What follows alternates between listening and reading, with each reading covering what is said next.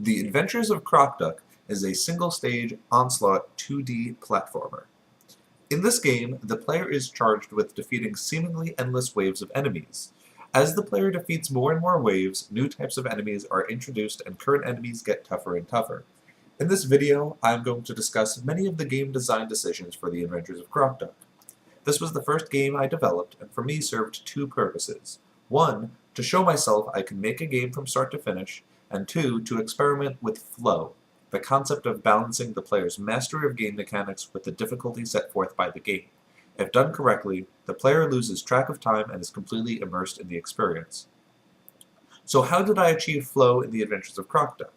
My first job was to create a set of controls and abilities for the game. After I developed controls and abilities, my next job was to stress test the player's mastery of these controls. Long story short, I came up with a half crocodile, half duck that spits bees from his mouth. The inherent silliness of the game would do well to hook players with its novelty. As well, the bees that Crocduck shoots move randomly. In many ways, flow can be achieved through randomness. By making certain things random, I am able to keep players on their toes and always adapting. The bees moving randomly, though there are certain constraints to their movement, means that most of the time they will do the job of defeating enemies, but sometimes they won't, and the player will have to prepare for this contingency lest they take damage.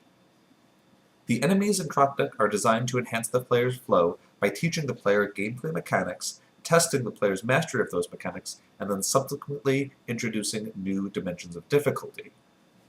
After each wave, out of all the enemies that are currently spawning, one of the enemies has their attributes upgraded. This is done completely randomly. This means that every playthrough is different. Maybe during one playthrough, the launchers, enemies that spit fireballs at you, hit max level before any of the other enemies. This will force the player's strategy to adapt to countering the launchers first and foremost. Maybe the floater, an enemy that drops smoke which destroys Crocduck's bees and inhibits Crocduck's movement, upgrades quicker than the rest. The player should be on the lookout for smoke more so than usual, and keep it in mind to choose a place to fight before unleashing bees. In this case, upgrading Crocduck's movement would not be a bad idea to counter the smoke's debilitating effects. While we're on the topic, in the Adventures of Crocduck, the player can upgrade Crocduck's abilities. The player can upgrade max health, damage bees do to enemies, the rate in which Crocduck spits bees, Crocduck's speed, and finally, the ability to double jump. The key to victory is deciding which abilities to upgrade in order to counter aspects of the enemies you are having difficulty with. If the enemies aren't dying fast enough, upgrade damage. If there are too many enemies on screen, upgrade rate of bees. If you're taking too much damage, upgrade health. Flow exists in this game by stressing different aspects of the game's difficulty in systematic and random intervals. Every time the game is played, Wave 3 for instance, launchers will begin to spawn. However, by level 15, who knows how the enemies will have upgraded by this point? Not to mention, who knows what surge is coming next. This keeps the player on their toes not only while playing the game, but when deciding what upgrades to purchase. So now we know the controls of the game. The next problem is avoiding stagnancy. We want to keep the player always on their toes. Even if they think they have an enemy's strategy down pat, we want to surprise the player. This is done through enemy surges. Surges are temporary and random mid-gameplay upgrades of certain enemies. Think those flyers are pretty easy? Just wait. Now they're moving at double speed for 30 seconds. Have fun surviving. Think those launchers are easy? Now they explode after you kill them.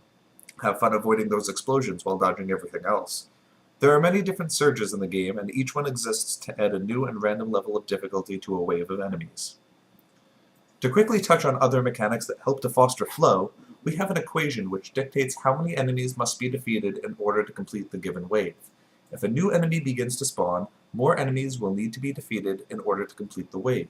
If flyers, the first enemy introduced, or launchers upgrade in levels, more enemies will need to be defeated since their spawn rates are increasing. This algorithm exists to make sure each wave lasts a proper amount of time by taking into account the randomness of enemy upgrades and the systematic incorporation of new enemies into gameplay. There are also items that enemies drop which help Crocduck during a wave. They may heal Crocduck, hurt enemies, or give Crocduck more experience, which is used to upgrade Crocduck's abilities. The player must decide whether it is worth it to try and collect an item or if it is instead too dangerous. I hope you enjoyed this game design video on the Adventures of Crocduck. This game was a pleasure to make, and I hope you enjoy all the hard work I, the artists, composers, voice actors, and game testers put into this project. And remember, if you ever need a laugh, just think to yourself that there's a game out there where you play as a half crocodile, half duck who spits bees from his mouth that battles an evil sentient fern. I'll let that sink in.